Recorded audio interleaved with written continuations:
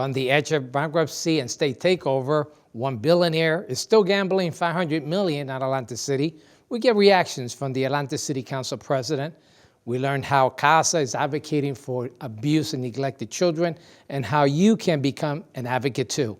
It's all here on the next Latino Motion. Join us.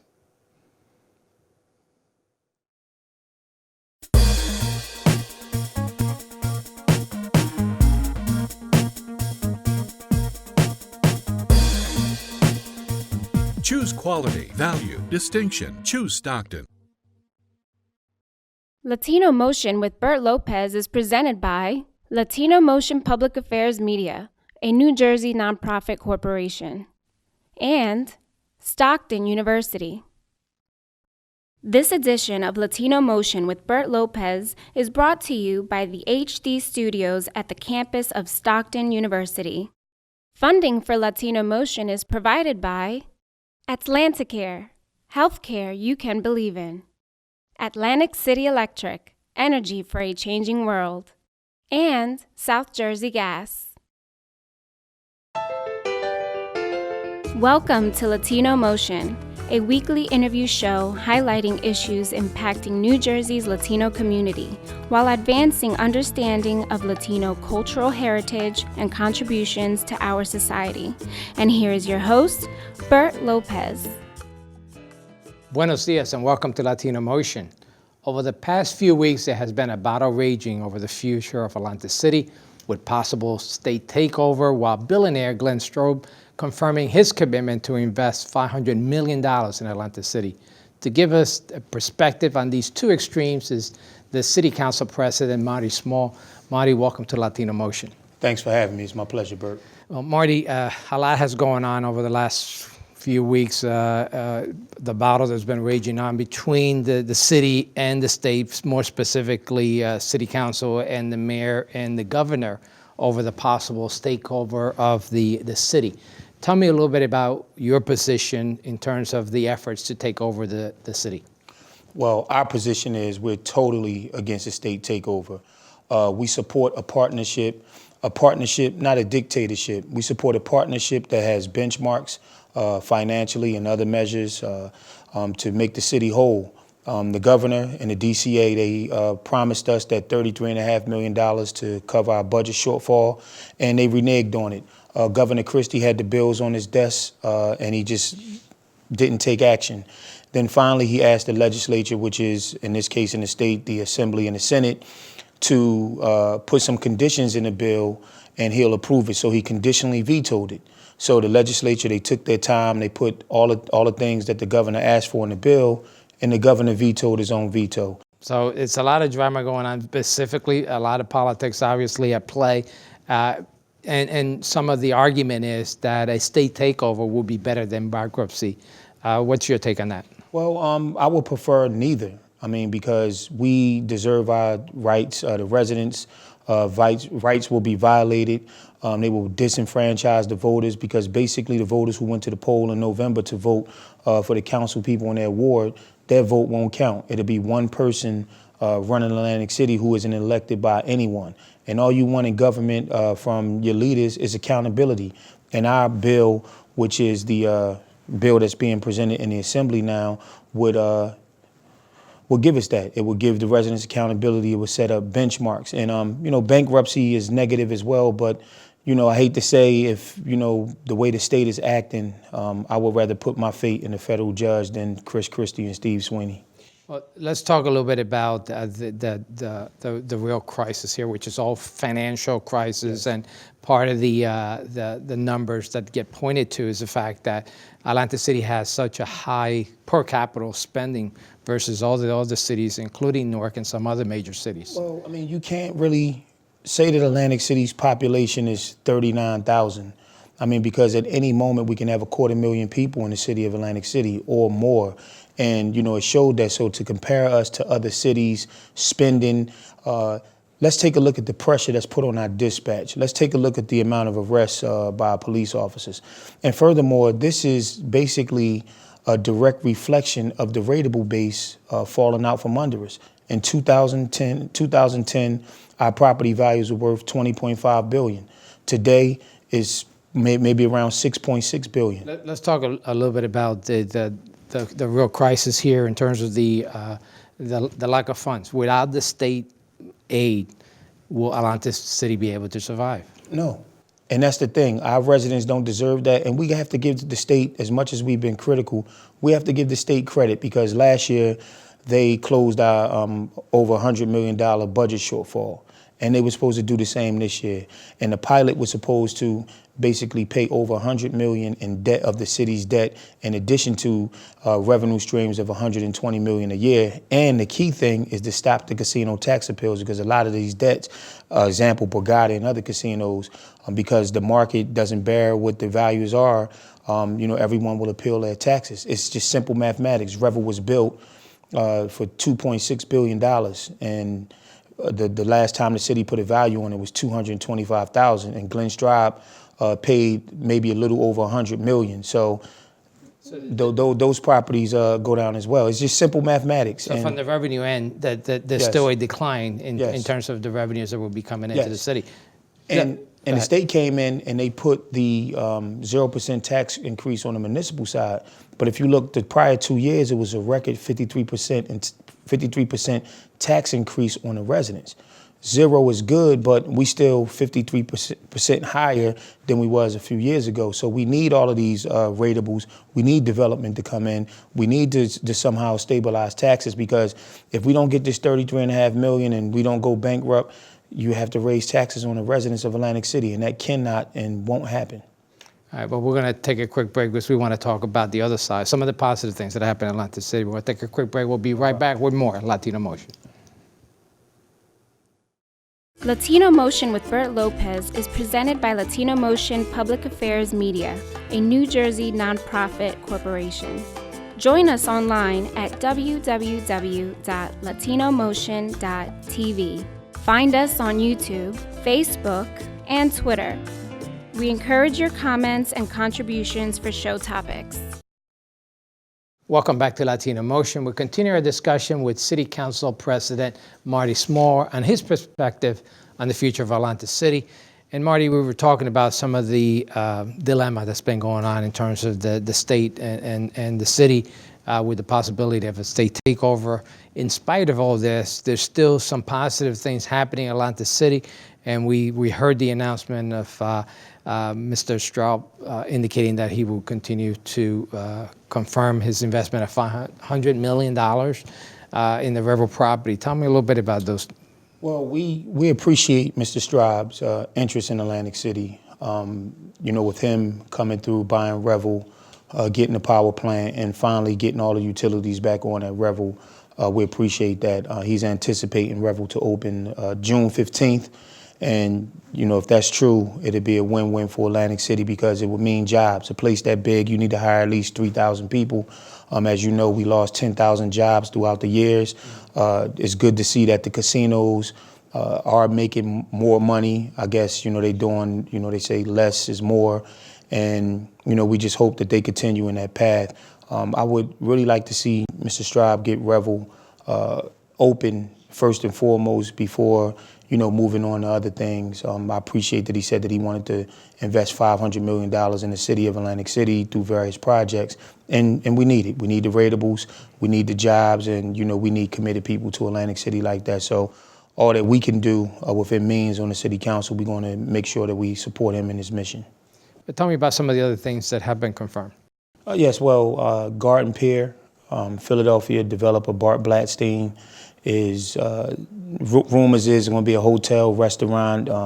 Also is going to be like a, beach club with activities. He also purchased the Showboat, and he also purchased the playground, the former Pier Shops at Caesar. So he's, looking to do some good things in the city of Atlantic City. Also up in that area, we have Boraie, which is going to bring 250 market units, upscale housing to the city of Atlantic City, equipped with a pool 2 blocks away from the beach, and hopefully attract some millennials and some professionals in Atlantic City as well. We hoping that the Still Pier can get their funding and they can get the observation wheel going. That'll definitely be a tourist attraction, along with the roller coaster, which is going to be near the old Pinnacle site. These are just family fun activities that we need in the city of Atlantic City, to keep Atlantic City being more than just a casino destination, but an overall entertainment destination. You have the summer concerts that are coming back, the Airshow is coming back. I would like to see the summer concerts more diversified. I would like to see some hip hop and R&B and some other genres. People appreciate more than just country music, but we definitely, it's good publicity for the city, and activities like that will be good for us in the long run. The city has put the parcels up for auction in between Showboat and Revel to gauge interest. That's also will put ratables back on the tax roll to help lower everyone's taxes as well. Is there also plans to put up for auction the Bader Field, the big track there? Well, City Council, we put Bader Field up for auction with a minimum bid of $155 million. We had granted permission for a sports concept out at Bader Field, which is a track, national AAU events, some college events, and it will be good for the city. The city approved it, but currently it's held up in the state's Department of Community Affairs, which oversee the city. And I'm sure that once the dust clears, that if no sale of Bader Field, that's going to be a wonderful project for the city of Atlantic City, and bring a lot of tourists here in town. Do you think that the battle that's still ongoing between the city and the state is going to hamper some of these positive things? Well, I mean, listen, just being honest, it's not a pretty picture when people see the leaders from the city and the state, going at each other like that. And as I've said, we're guilty of the name calling, but we're responding.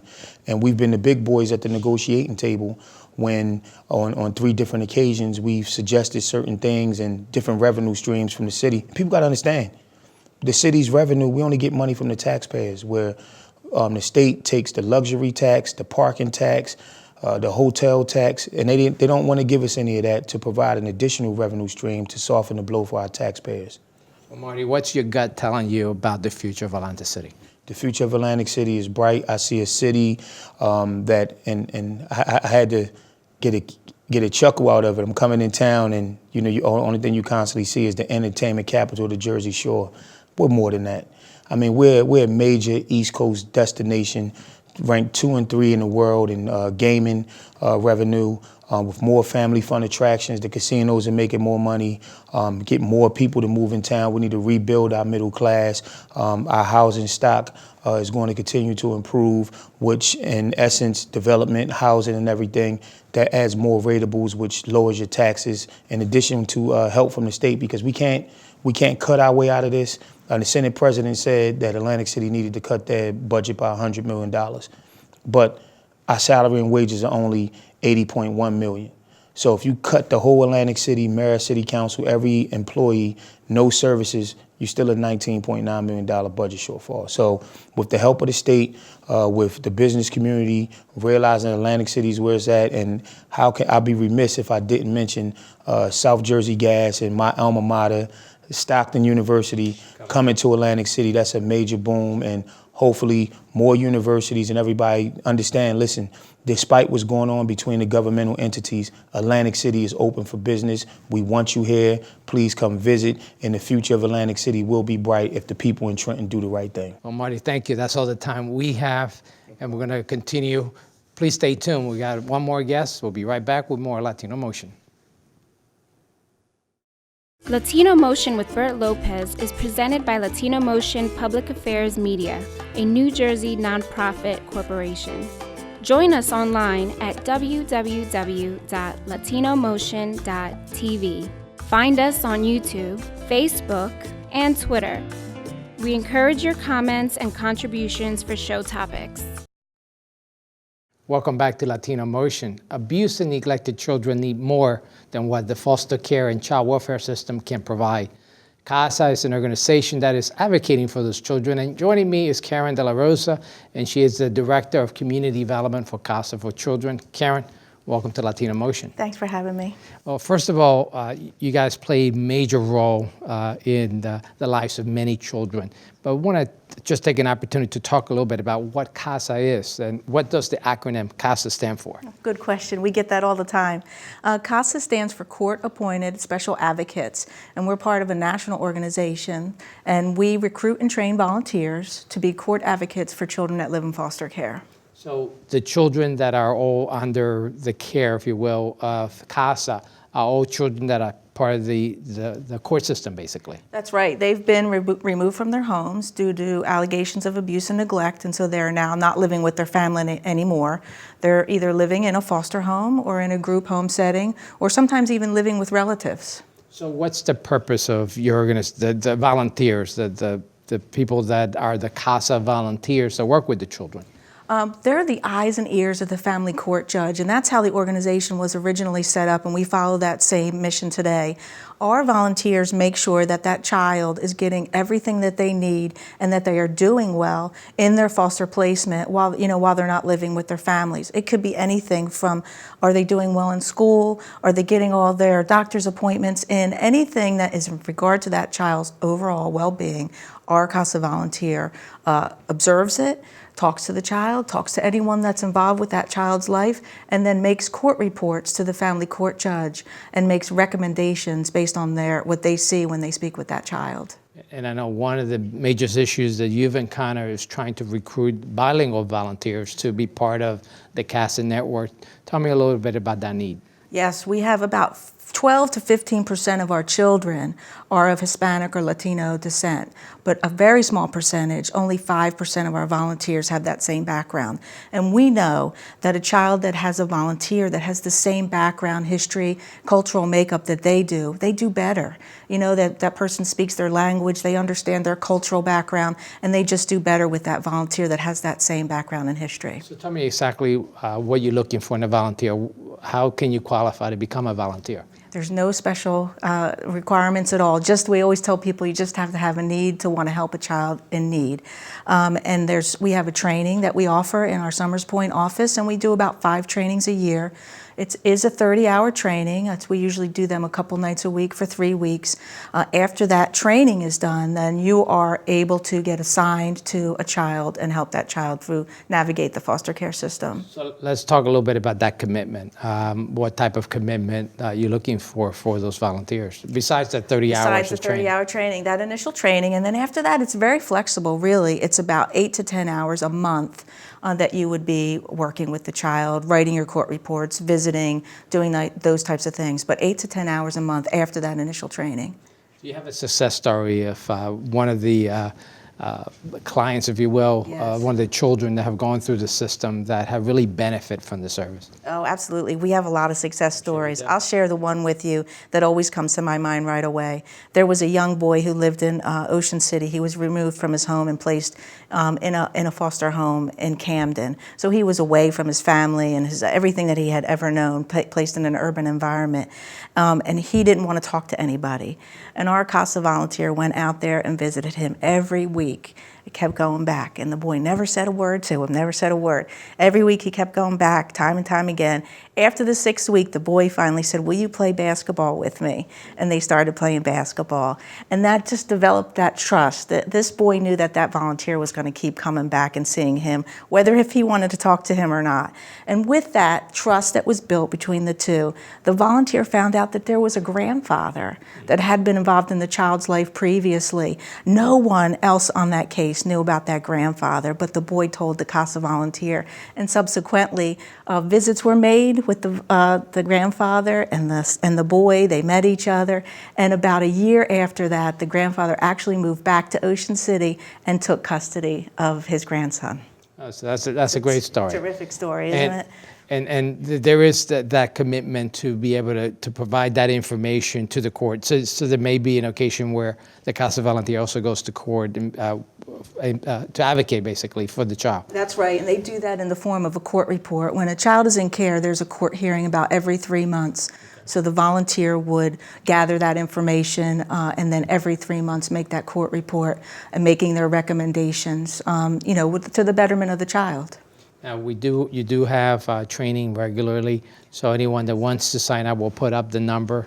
You could call. You could Yep. also get on your website. On the website, yep. And there's a CASA office throughout South Jersey, right? So I know you are Atlantic and Cape.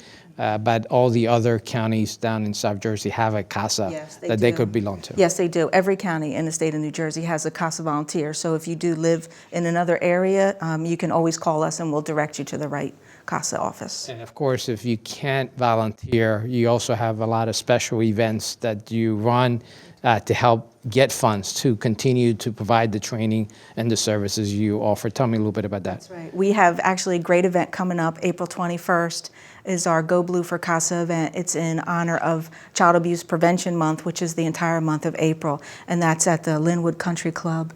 And that's on the 21st of April from 6 to 9 p.m. And that's one of our biggest and most fun fundraisers really for the year. And all that money goes back into the children in our local community. Thank you for sharing this information, and hope that you at home, if you have an opportunity to become a CASA volunteer, please check it out. Thank you for joining us here once again on Latino Motion.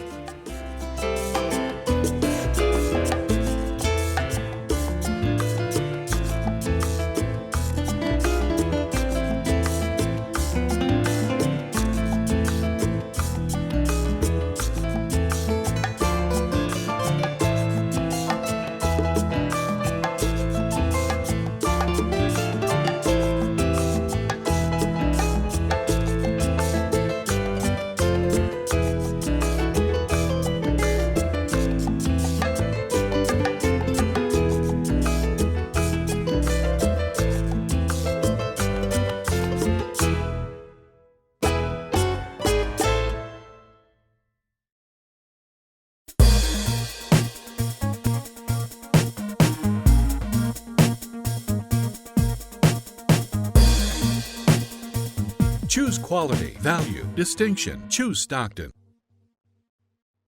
Funding for Latino Motion is provided by Atlanticare, healthcare you can believe in.